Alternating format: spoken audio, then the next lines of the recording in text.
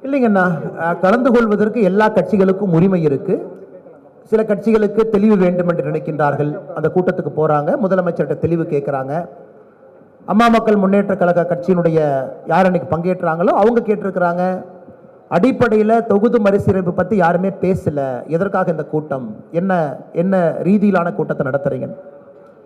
இன்னைக்கு அந்த முதலமைச்சர் அவர்களுடைய உரையை பார்க்கும் பொழுது மாண்புமிகு முதலமைச்சர் அவர்கள் இரண்டு கருத்துக்களை முன் வச்சிருக்கிறாங்க. 543 மக்களவை உறுப்பினர்கள் அது மாற்றப்படாமல் அப்படியே 543 இருந்தா தமிழகம் 8 பாராளுமன்ற உறுப்பினர்களை இழக்க வேண்டி இருக்கும். 39க்கு பதிலாக 31. முதலமைச்சருடைய முதல் கருத்து. ஒருவேளை மக்கள் தொகை அடிப்படையில் புதிய பாராளுமன்ற உறுப்பினர்களுடைய எண்ணிக்கை நிர்ணயம் செஞ்சாங்கன்னா அது 848 மாறும் பொழுது, 543 என்பது 848 மாறும் பொழுது தமிழகத்திற்கு கிடைக்க வேண்டிய புதிய 22 உறுப்பினர்களுக்கு பதிலாக நமக்கு 10 தான் கிடைப்பாங்க, அதுல 12 இழந்து விடுவோம் அப்படிங்கிறது முதலமைச்சருடைய கருத்து. மாண்புமிகு முதலமைச்சருக்கு மிக நன்றாக தெரியும். அதே கூட்டத்தில் காங்கிரசினுடைய தமிழகத்தினுடைய தலைவர் அண்ணன் செல்வப்பெருந்தை அவர்கள் அந்த கூட்டத்தில் பங்கேற்றிருக்கலாம். அதிகாரப்பூர்வமான நிலைப்பாடு மக்கள் தொகை அடிப்படையில் நிர்ணயம் செய்ய வேண்டும் என்பது காங்கிரஸ் கட்சியினுடைய அடிப்படை நிலைப்பாடு. அதை பாரத பிரதமர் நரேந்திர மோடி ஐயாவே எதிர்த்திருக்கிறாங்க.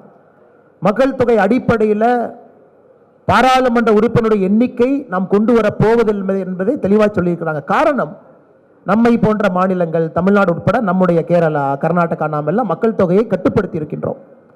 எங்களுக்கு இன்னும் புரியவில்லை, எங்களுடைய தலைவர்கள் எல்லோருக்குமே எதற்காக இந்த அனைத்து கட்சி கூட்டம் நடத்தப்பட்டதுன்னு எங்களுக்கு தெரியல.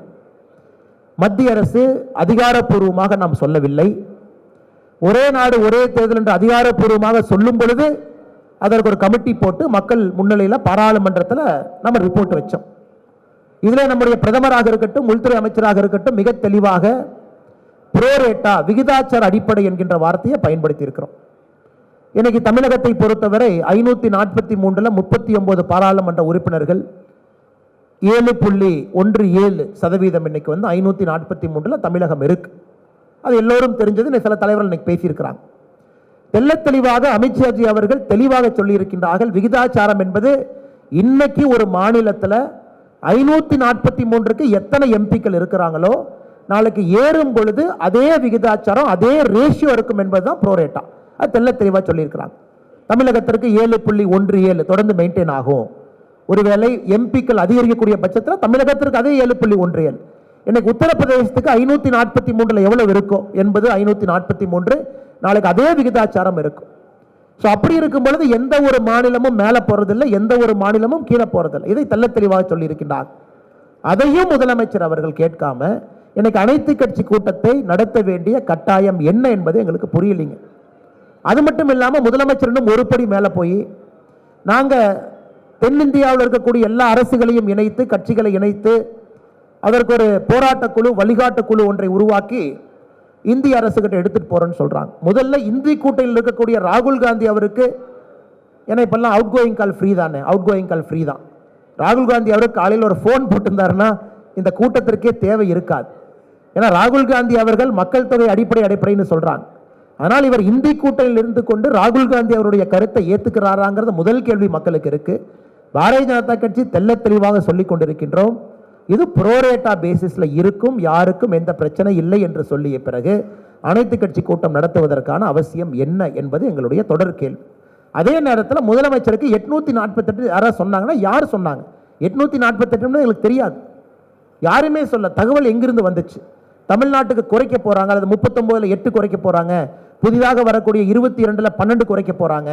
யார் முதலமைச்சருக்கு அந்த தகவல் சொன்னாங்கன்னு சொல்லியிருந்தா கூட எங்களுடைய தலைவர்கள் அந்த கூட்டத்தில் இன்னைக்கு பங்கேற்றிருப்பாங்க.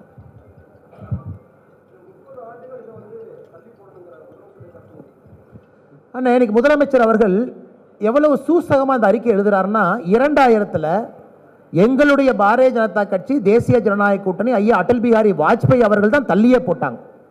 அது எப்படி போடுறாருன்னா, முன்னாள் பிரதமர் ஒருவர் தள்ளி போட்டாரு. இது 1976 நாம ஃப்ரீஸ் பண்ணி வச்சோம். அது 2001 மாட்டியிருக்க வேண்டும்.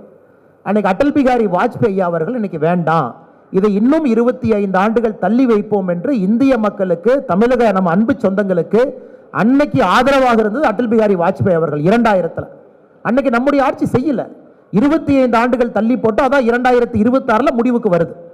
அப்படி இருக்கும் பொழுது அந்த அறிக்கையில் அடல் பிகாரி வாஜ்பேயியோடைய பேரை சொன்னா குறைஞ்சிருவாரா?